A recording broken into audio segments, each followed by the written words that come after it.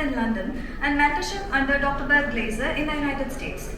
Dr. Atyas lead and head of the Retina Department, Dr. Agarwals Group of Hospitals, Dr. Parveen Sen Ma'am, Chair of the Research and Development Committee, Dr. Agarwals Group of Hospitals, and Organizing Chair, Reticon 2025.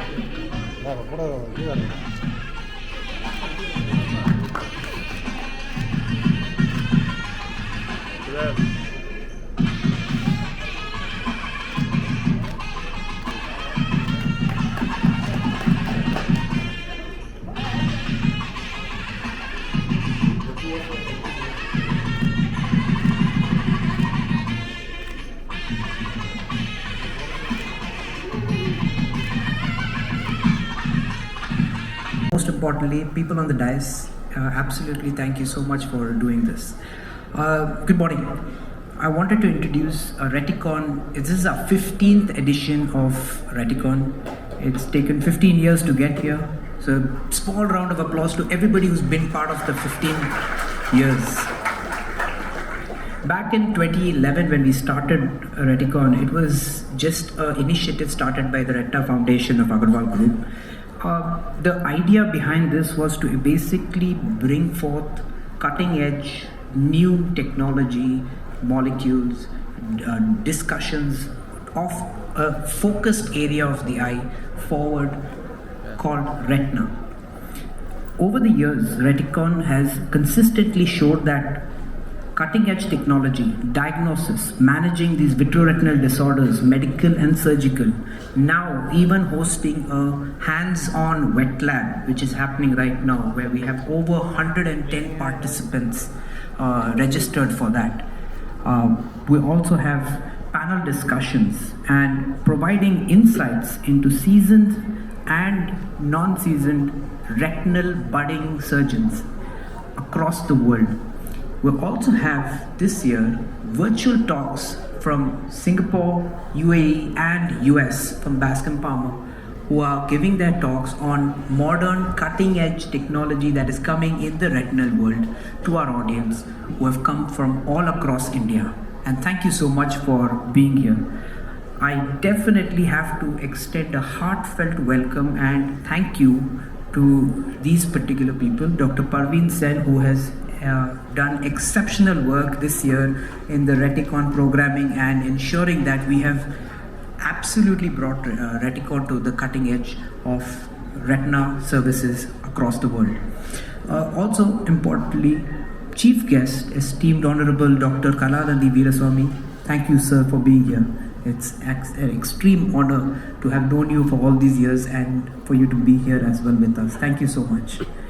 Our guest of honor, AIOS Vice President Dr. Mohan Rajan. Thank you so much for being here. It takes a lot to be so many places at one time, but I think he needs a clone now. And obviously my parents, Dr. and Mrs. Agarwal, they are phenomenal support to me at home as well as at work. So thank you both of you for doing what you do. Dr. Manoj, who's really taken the pillar of DARF, that is Dr. Agarwal Retina Foundation in our main hospital. So thank you for being here. I wanted to most importantly thank the delegates who have woken up on a Sunday morning at 7:30, gotten ready and come here for a Reticon conference. So dedicatedly, being in the hall is no challenge on a Sunday morning, and I can definitely heartfelt warm greetings to everybody here and thank you from the bottom of my heart. Have a great Reticon. Thank you. When I was invited for this event, when I was invited by the staff from Agarwal Eye Hospital, they said that this event was happening and they wanted me to participate. I immediately said yes. And one of the main reasons is because our relationship goes a long way, where my father was a patient and a good friend of Amar's father, and he was treated in the Agarwal Eye Hospital, where he had some retinal problem and laser procedure was done in Agarwal Eye Hospital.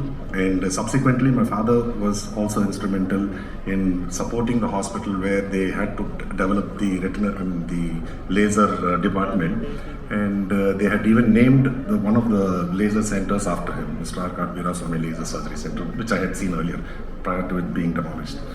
So having said that, and the retinal surgery is something which is very little understood by a lot of doctors themselves. I mean, like, forget about patients. Let's not even talk about patients. When you talk about retinal surgeries or retinal procedures, in about 2 decades back, I think the number of retinal surgeons in Chennai would have been a handful. Probably maybe less than 5 also, probably. And one of my friends, I mean, like, he was a retinal surgeon. He was trained in Coimbatore.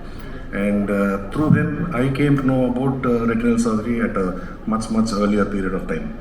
So, I mean, like, I have seen the evolution of retinal surgeries over the last 2 decades. And earlier, like, when we are talking about retinal problems, even, like I said, many doctors are not aware of the retinal problems which are there. Even MBBS doctors or even physicians, a lot of people are unaware about what problems people can have.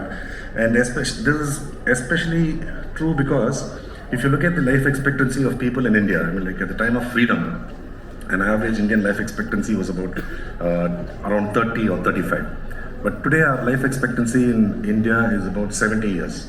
So when we say that average life expectancy is 70 years, it is not very surprising to see people living up to, say, 100 years or 90 years. So it has become very common. And as people live longer and age, the problems of aging, so the geriatric problems, they start developing. So newer specialties are evolving, and retina is one of those specialties where newer techniques, newer advancements in the procedures are coming, like how Professor Amar had mentioned about the blue facility which is available now.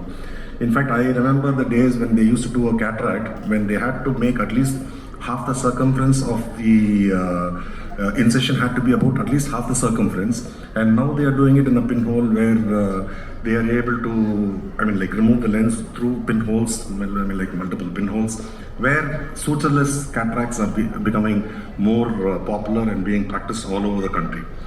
And especially, when Dr. Mohan Rajan was talking so much about the developments and how they have grown and all those things.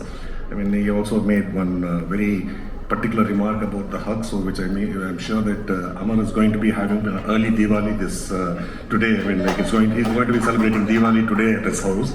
So the amount of developments which have happened, like he was talking about the glue which has come up, which is a recent technology where they are able to attach the lens.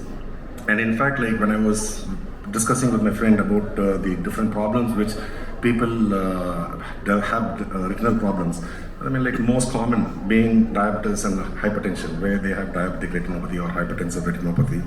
And apart from that, I was also aware that this is a problem of aging. But another problem which many doctors or even obstetricians and pediatricians probably are not aware is about the retinopathy of prematurity. I do not have the statistics of the number of babies who succumb to this and who are going through problems because of that. But I've understood that if identified and treated early, the symptoms and problems of ROP can be very much restricted, controlled, where they can have better vision and better quality of life.